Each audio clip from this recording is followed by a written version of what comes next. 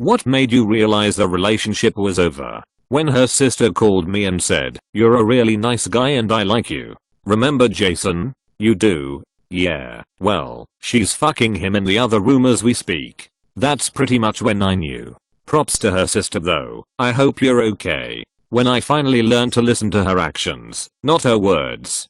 Fuck. This is kind of a devastating realization. I once googled how do you know when a relationship is over, and the top suggestion was you Google it. Damn. When I realized, I only smiled, laughed and had fun when he wasn't around. When he was, I walked on eggshells so he wouldn't get mad. Edit. Wow, I'm surprised and a little saddened that this has gotten so many responses. If your situation is similar, from either perspective, there's no shame in walking away. Prioritize yourself and your mental health to help put you in a healthier situation. I'm living this right now. My ex, who was a major control freak, worked for an attorney. As a tool to get her way, she would prepare divorce papers and bring them home. The third time she pulled this, I signed them and made her file them. Game over. I worked with a guy whose ex constantly threatened divorce. One time he told her that if she threatened it again he'd file himself. She did.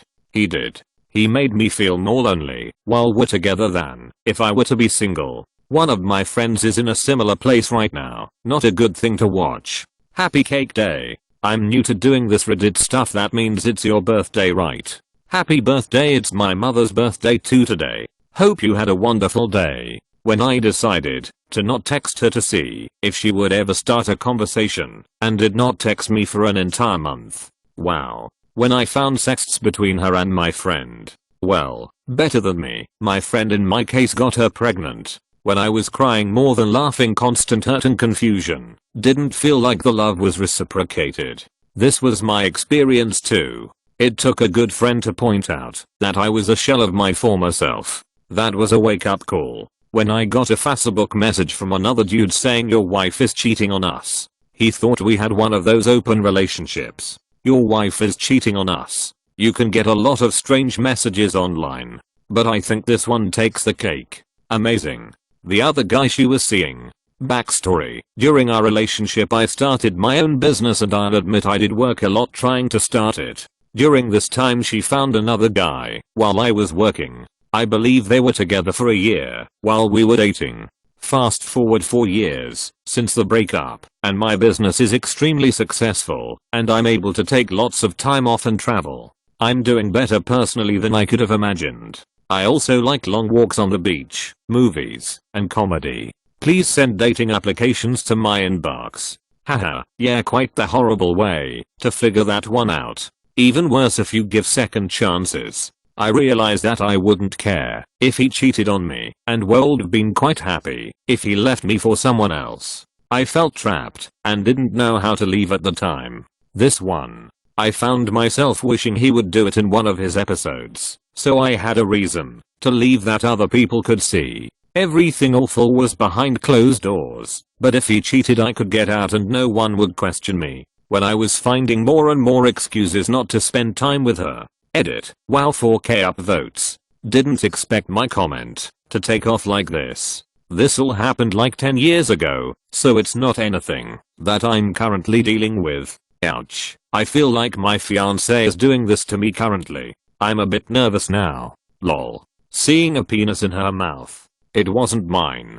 Came to say this, but it wasn't her mouth. We were apart for 2 weeks. I flew to meet him. He was waiting at the airport for me. As I descended the escalator, I could see him standing there, and I felt no happiness. I can feel that one. Ouch. He kept breaking up with me, and then making up with me. Broke up with me on my birthday, because he wasn't getting my undivided attention as my best friend was there. Called me for 6 months, after trying to get back with me. Called me a fucking weasel. His family still tries to reach out over 11 years later. Oh, I know this one. The family says stuff like, you brought the best out in him, you were a good influence, he was so much happier with you. Dysfunctionality, it's contagious. My mother died. He did the bare minimum of sympathy and support for a few weeks, then got angry and disgusted at the fact that I was still grieving. Wow, this is heartbreaking and I'm sure extremely disappointing for you. So sorry you had to deal with someone that insensitive during such a rough time, especially someone that's supposed to be your safe space. The only positive to this story is that he revealed his true colors and wasn't able to waste any more of your time. I like to think that every time something doesn't go according to plan, that it's actually a blessing in disguise. Hope you're healing. When I started fantasizing about what it would be like to be completely alone. Sometimes this can just be an indicator that you're not spending enough time with your own friends / doing things on your own. I've been with my GF almost 10 years and can tell it's time for me to take a little break from her when I start getting snappy / everything she does annoys me. After every disagreement ended with her playing the victim, blaming her exes or her childhood and me having to apologize for it. She did have trauma, but that wasn't my fault. She clearly wasn't ready to move on yet. I hope she was able to process her trauma and get into a healthy relationship, but I have a feeling she went back to the toxic ex. Did we have a run-in with the same woman? Edit. LMAO these upvotes. I was deadass serious lol. She told me I should be happy my dad died because I got an inheritance. Hey, at least she didn't get your inheritance. Sounds like that might have been around the corner. Once you get that gut feeling that something is off. I've ignored it twice in my lifetime and never again. I used to trust my gut feeling, but then I learned I have anxiety disorder. Now it's hard to distinguish these two. We were only 3 months into the relationship, and I was pretty happy with what we had, until she asked me if we were together because we wanted to be, or if it was because we were afraid to be alone. We were very different people. She was super Christian, I'm an atheist. She was very talkative and optimistic. I'm quiet and fairly cynical. It was a relationship straight out of a sitcom. Obviously we had very stark differences, but we had never had a bad argument, because we knew how to communicate our feelings and viewpoints properly when we disagreed. But that question consumed me. I tried to convince myself otherwise, because I'm not afraid to be alone, but I doubted that I would ever find someone as genuinely kind and caring as she was. She was the type of person who always put others before herself. She had some quirks I found annoying, but I tried to convince myself that they were endearing, because I loved her. That question made me be honest with myself. I loved her, and would never want to hurt her, but I was not in love with her. The spark I had felt at the beginning of the relationship fizzled out in 2 weeks after that question. We were eating at a restaurant, after watching the new Thor movie, and she was stirring her food, clearly deep in thought. I asked her what she was thinking about, and she said that she had missed me all week. We lived about 20 miles apart, and were usually only able to see each other on the weekends, and was wondering if I had missed her. I just started crying without saying a word, because I knew I had not, and knew she could tell as our conversations had been fairly dry for the last 2 weeks. She tried to salvage it by talking about my favorite audiobook series that she was listening to, but at that point, we both knew it was over. She deserves a lot better. Really sad but ironically one of the most wholesome stories here. So much abuse or many other guys clang found in mouth or other hole. Hope you both get / got someone better. Edit. Better for each other. You both seem genuinely nice people individually. She told me to get the fuck out and never speak to her again. Damn, that's what my ex did too. Except 10 minutes after screaming at me to get out when I had my shit packed and was getting ready to step out of there. She goes, "Why are you leaving now? You have 2 weeks left before your bus comes to pick you up." I stared at her like she had just sprouted a set of toes from the end of her nose. Well, let's see. I kinda want to get back home in time for the big grass growing tournament. Then there's this high altitude submarine race I signed up for. Oh, yeah, and there's this minor little fact that *YOU fucking screamed at me to get out and said I repulse you. So I'm goddamn out to here. Asterisk. Then came a truly spooky and frightening moment. I did not say that. Stop twisting my words. Creepish. Most indubitably creepticulous. Removes glasses from experience saying I wanted to break up, followed by multiple head butted in the face, punches, hits by a dumbbell, but gladly got the scissors away. Me passing out from a concussion and she goes downstairs to drink with her ex, dad and brother. Left to work in the morning with massive black eyes. Never went back to pick up the little stuff I had. I wish more people would upvote you to get your post seen up top. Women do abuse men. Instances of the opposite seem to get more press, but you and your story are just as important. I'm so sorry you experienced that. Those physical wounds go deeper than your skin. I know. There are people out there who would genuinely never raise a hand to you or anyone else their whole life. I wish so much better for you, and that she learns not to ever behave that way again somehow. She waited until my close friend and mentor in science passed away unexpectedly before telling me that she cheated on me in the first month of our relationship and that she wanted to have me and some other dude as her boyfriends. She wasn't one bit contrite or remorseful, and she timed it so that she could tell me in the first 24 hours after my friend died, just to ensure that I was already twisting in the breeze emotionally when she skewered me with that one. Note of interest, I wound up getting to know the other dude pretty well when we were kinda forced to rely on each other for sanity checks because this girl was gaslighting the holy fuck out of us both. So I wound up with a friend out of that deal, and the woman, she moved on. Blocked me on her social media, which actually helped me get some closure. Straight up, I dodged a bullet on that one. So did Jude. Was her name Jada Smith? Definitely dodged one there. I realized that I couldn't make time for her while studying to pass the bar exam. She stopped taking her meds/seeing her therapist, and I also realized that I couldn't continue being her only emotional support and her boyfriend at once. I'm still trying fam, but I feel yad on this one. I'm basically playing the role as a therapist RN. Taking phone calls in a different room.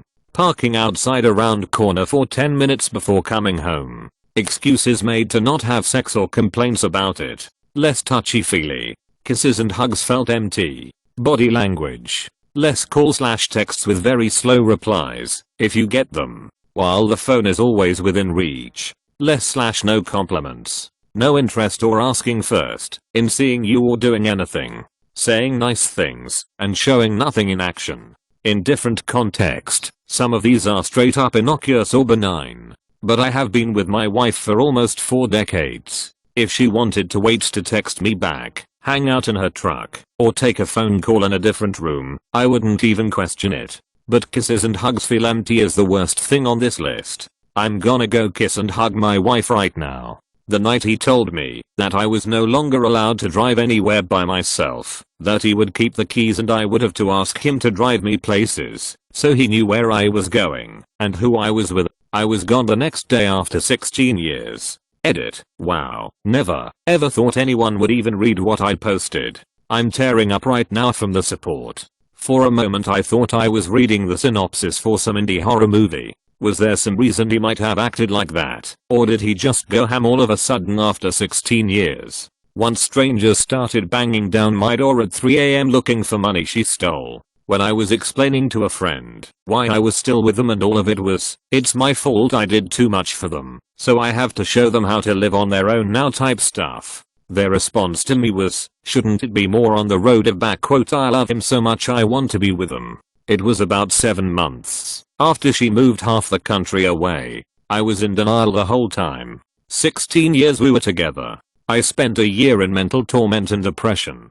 Who honestly if it only lasted a year after 16 together, I'd say you absolutely rocked that breakup. I wish I was more like you when I stopped believing his lies. You cannot be in love if you cannot be truthful, and you are not a good person if all you do is lie. We were supposed to see a marriage counselor together, and he didn't make it. So there I'm sitting with the therapist, and she starts asking me questions about our relationship. The more I describe him the more interested she gets till she's practically falling out of her chair at one point. She's leaning forward so much. She told me she was interested in having a one-on-one session with him.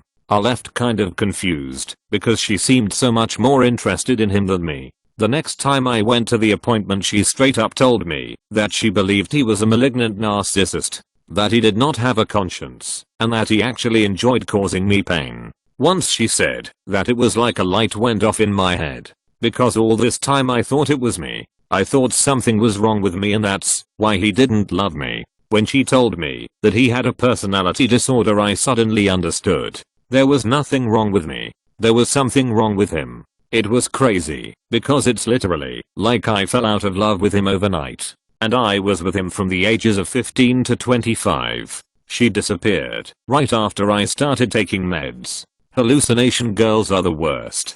Thought about life without her 6 months down the road. If I saw her out and with someone else, would I be distraught or happy for her? I had no feeling of sadness thinking about that, and I knew we just weren't in love anymore. Sad, but it happens. The moment I figured out that their presence caused me to slip into long depressive episodes, and that's not what a healthy companionship should feel like, romantic or platonic. Edit. What the actual fuck? How did I get SMQ on this? This makes me very sad. Is everyone okay? That she was fucking her ex at 2 p.m. and calling me the love of her life at 2:30 p.m.